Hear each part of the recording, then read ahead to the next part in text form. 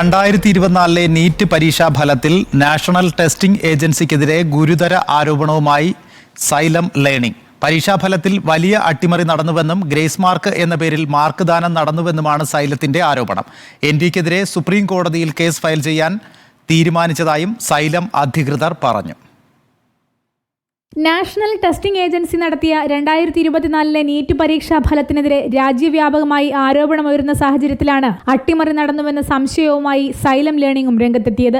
180 ചോദ്യങ്ങൾക്കും ഉത്തരമെഴുതിയാൽ ഒരു വിദ്യാർത്ഥിക്ക് 720 മാർക്കാണ് കിട്ടുക. ഒരു ചോദ്യം ഒഴിവാക്കിയാൽ 716ഉം ഒരു ഉത്തരം തെറ്റിയാൽ 715 മാർക്ക് കിട്ടും. NTA ചരിത്രത്തിൽ ഇതുവരെ നീറ്റ് പരീക്ഷയിൽ കുട്ടികൾക്ക് 719, 718 മാർക്കുകൾ ലഭിച്ചിട്ടില്ല. എന്നാൽ ഇത്തവണ നിരവധി കുട്ടികൾക്കാണ് ഈ മാർക്കുകൾ കിട്ടിയത്.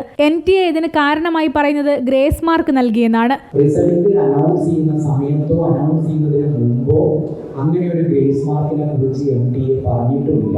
പുനർമൂല്യനിർണ്ണയം നടത്തി റിസൾട്ട് ഔട്ട് ചെയ്യണം എന്ന് തന്നെയാണ് NTAയോട് നമുക്ക് അഭ്യർത്ഥിക്കാനുള്ളത്.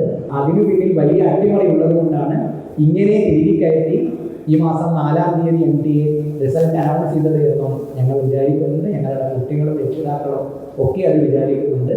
താരതമ്യേന എളുപ്പമല്ലാത്ത പരീക്ഷ നടന്നിട്ടും ഇത്തവണ 67 പേർക്ക് 1ാം റാങ്ക് കിട്ടുകയും രാജ്യത്തെ ചില ഇൻസ്റ്റിറ്റ്യൂട്ടുകളിൽ മാത്രം ഈ വിജയം ഉണ്ടാകുകയും ചെയ്തതാണ് ആശങ്കയുണർത്തുന്നത്. പരീക്ഷയ്ക്ക് മുൻപ് ചില ടെലഗ്രാം ചാനലുകളിൽ ചോദ്യപേപ്പർ ഉണ്ടായിരുന്നുവെന്ന് നേരത്തെ ആരോപണമുയർന്നിരുന്നു. നീറ്റ് പരീക്ഷയിൽ ക്രമക്കേടുന്നയിച്ച് കോൺഗ്രസും രംഗത്തെത്തിയിരുന്നു.